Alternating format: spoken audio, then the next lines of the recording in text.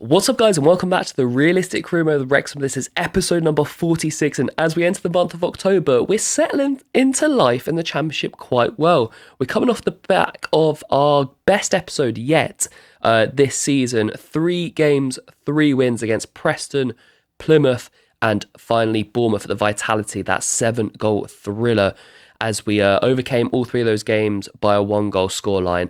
But 3 wins on the bounce, 9 points on the board, and we are looking decent at the moment. As you'll see today, our first opponent of the episode will be a tough one. Arsenal, the current Premier League leaders in real life and in the game, away at the Emirates in the Carabao Cup 3rd round. As you can see there, they are undefeated as well, the Gunners. 5 wins and a draw for Mikel Arteta's side as they look to go for the Premier League title.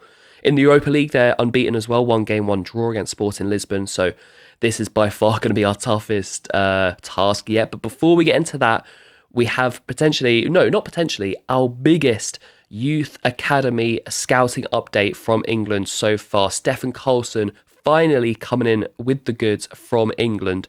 We end up signing 4 academy players. We send them up to the academy. A centre-back, Arthur Bishop. A striker, Dexter Healy, who we'll get more onto in a second. Zachary Woods, a left winger, and Dominic Howarth, this left back here.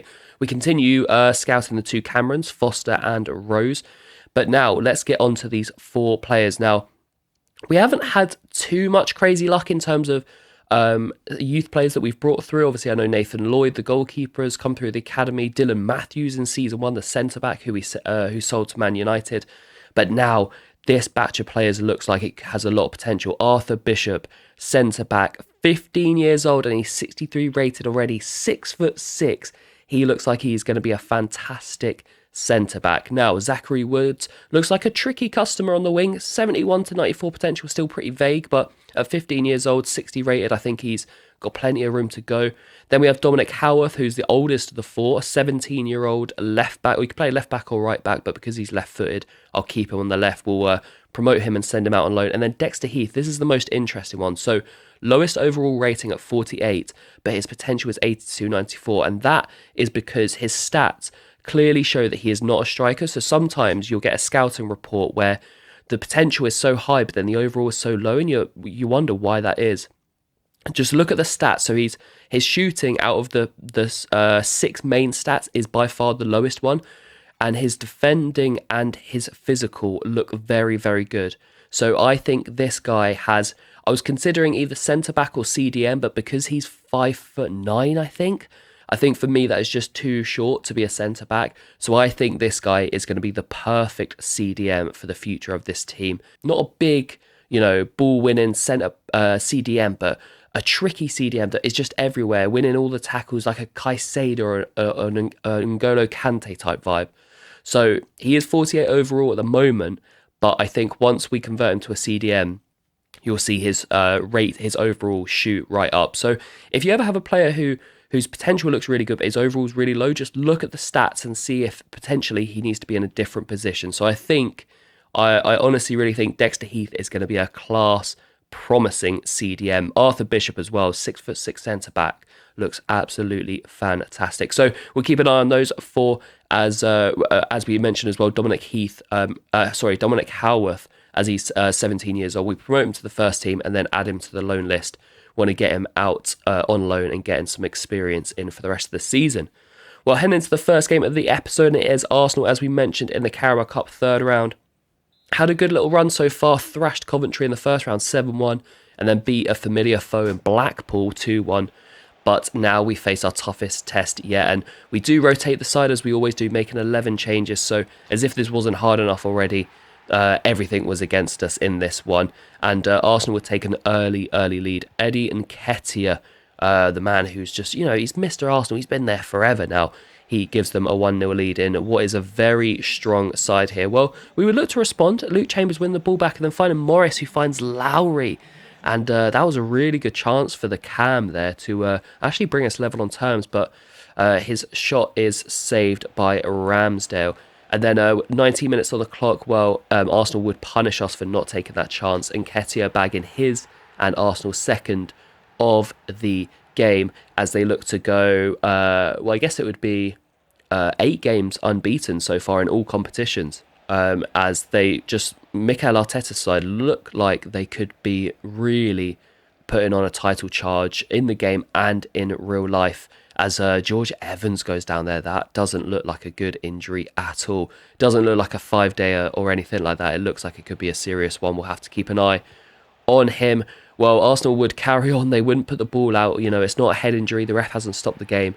And Martinelli would make it 3-0 and Nketiah with the assist. But yeah, going back to Arsenal, and let me know in the comments, guys. We're in one of the tightest Premier League battles we've seen in recent years.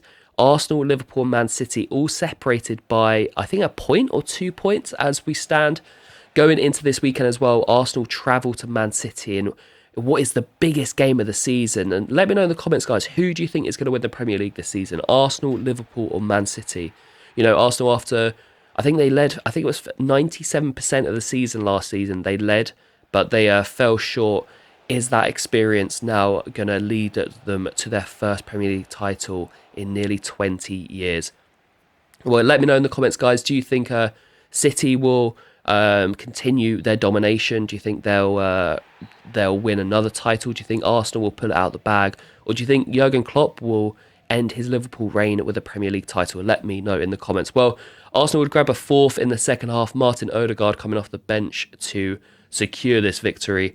And we would crash out the Carabao Cup at the 3rd round. Not the worst thing in the world. We won a couple of games in it. Gave us a bit of confidence boost, which, overlapped into the league. But now we can focus back on the league until the FA Cup starts anyway. As we see here, George Evans, broken toe, and he will be out for 3 months. That's a huge loss for us, as we're kind of short in that midfield positions anyway. As we see, as I always like to do, I'm not sure if you guys like to do this as well, but I like to see, even if we get knocked out of a cup competition, who we would have faced in the next round. And we would have faced Stoke City away from home, which would have been a tasty tie for sure, but overcoming Arsenal would have been a tough one. There's no doubt about that. Well, Dexter Riley's loan move to Bristol City is confirmed. He'll be joining in January for the remainder of the season, so hopefully he'll be getting plenty of game time. As we head into this second game of the episode, is the Saints at the Racecourse Ground. Southampton, who are currently 2nd in the Championship. 6 wins from their opening 10 games. They are looking strong for a return to the Premier League. They also played midweek, though. They lost to Man City, so hopefully a few of their players are a bit fatigued, whereas we have a fully fit 11, bar that George Evans injury. Although he does, start on the bench these days. So our starting 11, as we would hope, is a fit and available. Alan Brown replaces Evans on the bench. Now, we've spoken about the Premier League in real life. I want to touch on the Championship now, because we talk about the Premier League title battle being a hot one. The Championship title race is potentially even hotter than the Premier League one. 4 teams are battling it out for 1 title, 2 automatic promotion spots, and then obviously the other 2 will go into the playoffs. But it's a history-making season. I think I read somewhere that I think it was by match day. I'm not sure which match day it was, but I think in the history of the Championship, only 10 teams had reached 72 points after a certain match day. This season alone, 4 teams have reached that, and that is Southampton, Leeds, Leicester, and Ipswich. And it just shows the golfing class that those 4 are setting. In recent weeks, Southampton have dropped off a little bit, but so have Leicester as well. Leicester had a 10-point lead at one point, and now they are 2nd behind Leeds with a game in hand, but there is just 1 point separating Leeds, Leicester and Ipswich. So the title battle is going to go all the way down to the end of the season. And let me know again in the comments, guys, who do you think is going to win the Championship? Who do you think is going to go up automatically? I kind of hope Ipswich go up. A really cool story it would be if they went up. They got promoted last season to the Championship, so looking for back-to-back promotions, and obviously they were in the Premier League, or the top division it was called, back in the 90s. So it'd be cool to see them back in the top flight. And then out of the others, I don't really mind who goes up, but it's crazy to think that those 4 are set in such a record season, and at least one of them isn't going to go up, which is, yeah, it's crazy to think. But yeah, we would face Southampton in this one, and after going 1-0 up, Elliot Lee with a fantastic volley for his 3rd goal of the season, found by Cyrus Christie. The visitors would level through Will Smallbone A nice finish from the midfielder who has really benefited from Southampton's relegation. He wasn't featuring much for the Saints in the Premier League, but now they've gone down a level, he seems to have really found his feet, and he's been featuring for them regularly in that midfield position. Well, as we headed into the second half, there wasn't too many chances. I'd say the Saints were the better side here, and then they made a sub, Alcaraz coming on, and the tricky winger, well, he's gone to Juventus in real life. They signed the Championship winger for over £40 million, and you can see there why the old lady paid all that money, because he dances around 3 Wrexham players and sinks what would be the winning goal for Southampton. So defeat, second game in a row we've tasted defeat. First time in the league tasting defeat in 4, but unfortunately, you know what?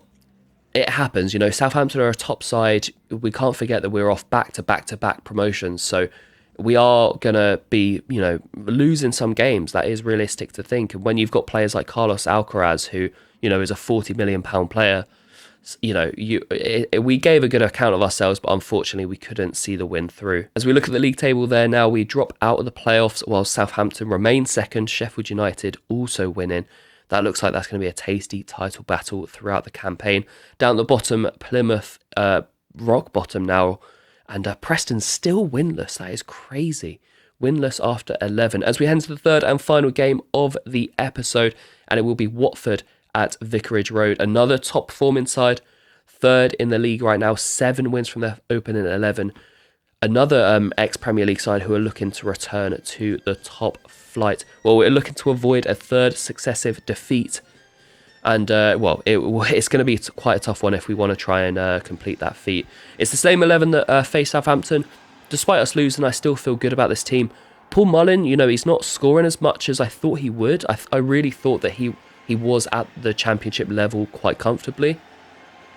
But I'm also quite relieved that we're getting goals from around him as well, and we're not solely relying on Mullin, because I think last season Mullin obviously set a crazy amount, he scored a crazy amount of goals, but then I don't think anyone else even got double digits. So I don't just want to rely on Paul Mullin, and it's nice that everyone else is chipping in at the moment.